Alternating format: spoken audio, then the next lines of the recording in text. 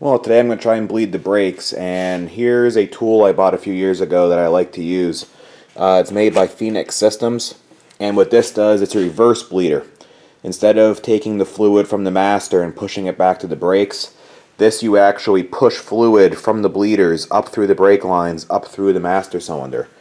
And because, air has a natural, preference to rise out of fluid, this will actually push all the air forward through the lines.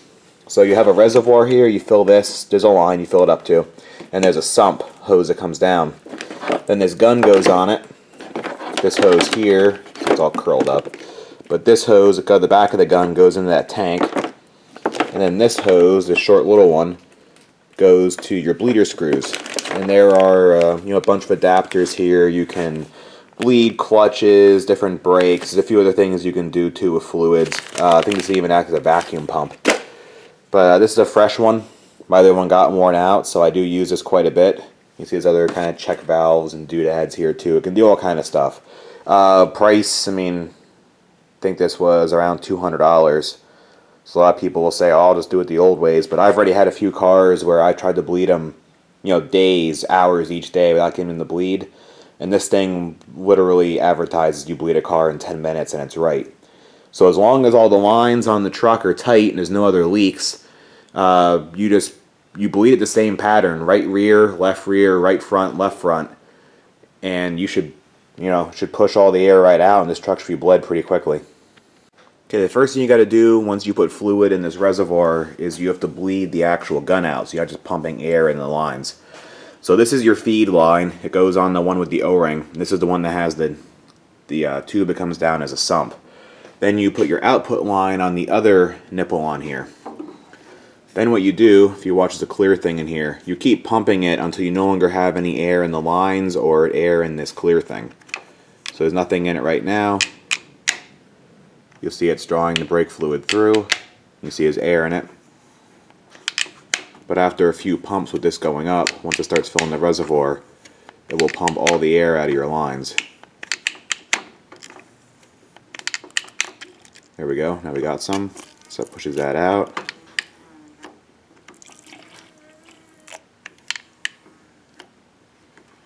Get the gun completely vertical here.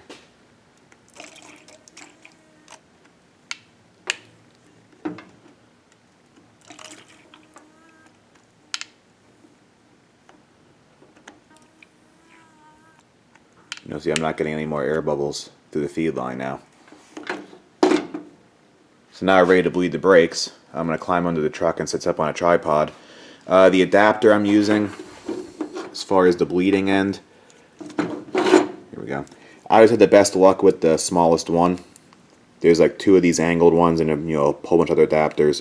But this one always seems to get the tightest fit, at least on all the GM vehicles I work on the bleeder screws. And this goes right on the end, right there on that line that was the output. Okay, I have the gun all set up here. The reservoir has a magnet it hangs on. So when you're ready to bleed, disconnect the feed hose. You want to keep it on there until you're ready so it doesn't get any excess air in it. The more air in it, just the more you're bleeding. Then you put your little adapter end on. I already broke the bleeders loose because for some reason new bleeders are really torqued in there from what I've seen out of the box. So you put your wrench on.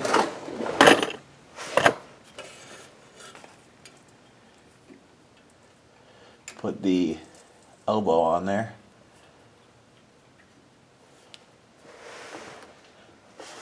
And now as soon as you're ready, you crack the bleeder. I'm not sure it's going to be enough or not. Hold this on and start squeezing. And no, it's not enough. Need a little more movement of the wrench there. That should be good. You'll know you don't have it open if it squeezes out around the little nipple.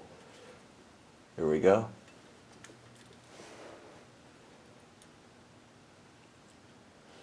In the directions, it tells you the first wheel you do should be 10 pumps.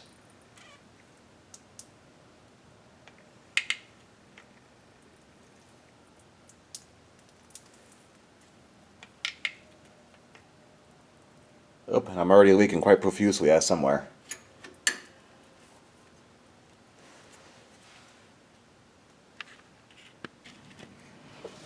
Okay, so after a lot of cursing and fighting and everything, I fixed the 2 extra leaks that were in the main line heading up from the back of the truck to the front of the truck. I'm bumping everything here. So I have the passenger side done with the 10 pumps. Now I'm going to crack this one. And after you get the first one done, they say do each additional one 5 pumps.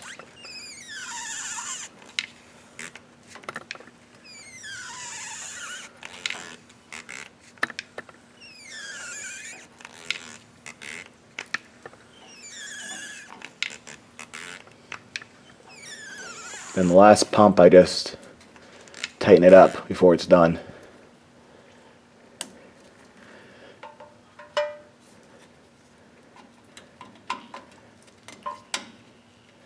So that should be enough to get the at least start on the rear brakes getting delayed.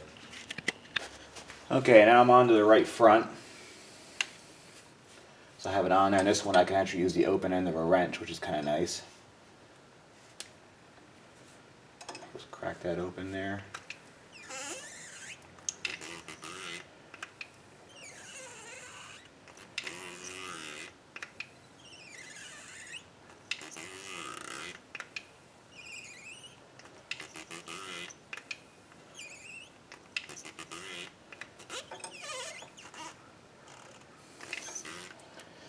There we go. Now the front's done.